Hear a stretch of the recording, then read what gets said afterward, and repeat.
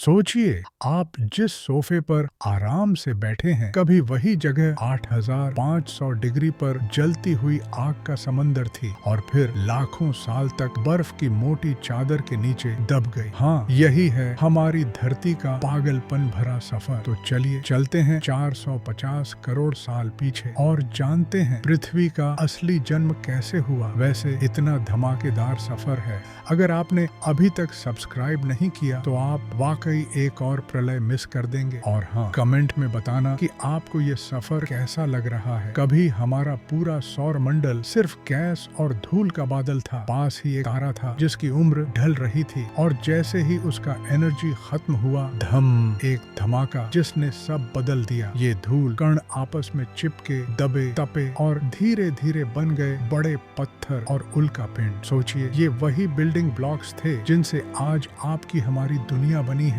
इन बादलों के बीच दबाव इतना बढ़ा कि हाइड्रोजन और हीलियम एक साथ आए और सूरज का जन्म हुआ। मेरा मानना है सूरज तब भी इतना ही गुस्सैल था, फर्क सिर्फ इतना है कि अब वो हमें रोज सुबह सुबह मुफ्त में विटामिन डी देता है। जैसे जैसे सूरज चमका, भारी कण उसकी ग्रेविटी में खिंचते गए। कण आपस में टकराए, पिघले, जमे और बने मरकरी, वीनस, अर्थ और मंगल। वैज्ञानिक कहते हैं कि मंगल और पृथ्वी के बीच कभी एक और ग्रह था, मगर टकराकर खत्म हो गया। तो टेक्निकली हम आज भी बचे खुचे ग्रहों के भाई बहन हैं। फिर हुआ सबसे बड़ा धक्का, एक विशाल टकराव, और उसकी वजह से पृथ्वी का एक हिस्सा फटकर अंतरिक्ष में जा पहुंचा। वो टुकड़े आपस में घूमे, जमे और बने हमारे प्यारे चांद। यानी चांद असल में हमारा टूटा हुआ हिस्सा है। अब समझ आया क्यों हमें रात में इतनी फेमिलियरिटी लगती है। उस दौर में उल्का पिंडों की लगातार बरसात हुई और इन उल्काओं में था पानी और खनिज। करोड़ों साल तक ये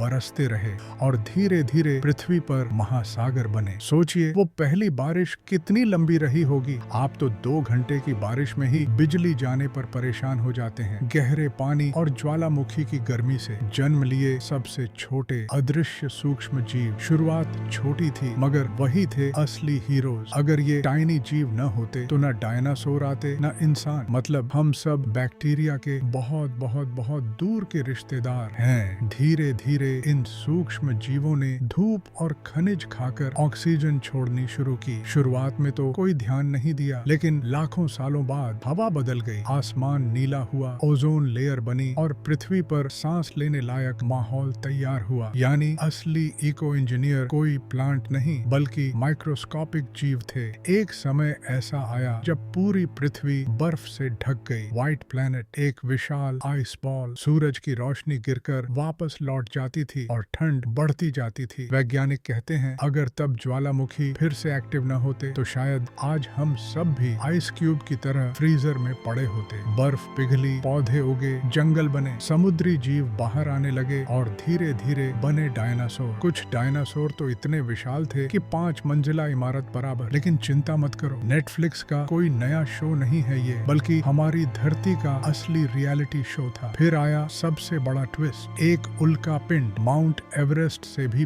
बड़ा धम्म से पृथ्वी से टकराया और डायनासोर वाइप आउट। यानी अगर वो उल्का न आता तो शायद आज हम सब इस वीडियो की जगह डायनासोर का टिकटॉक देख रहे होते। बंदर सीधे खड़े हुए, शिकार करने लगे, आग बनाई, सभ्यता बनाई और फिर इंसान धरती का सबसे विकसित जीव बना। लेकिन हमने धरती को सबसे ज्यादा नुकसान भी पहुंचाया है। 450 करोड़ साल में धरती ने हमें बनाया और हम सिर्फ कुछ 100 सालों में उसे बिगाड़ने लगे। तो चलिए अपने घर इस धरती को बचाने का वादा करें। अगर ये सफर आपको अच्छा लगा तो सब्सक्राइब करिए ताकि अगली बार हम साथ मिलकर भविष्य की पृथ्वी का सफर करें। और कमेंट में लिखना मत भूलना आपको पृथ्वी की कौन सी कहानी सबसे ज्यादा माइंड ब्लोइंग लगी।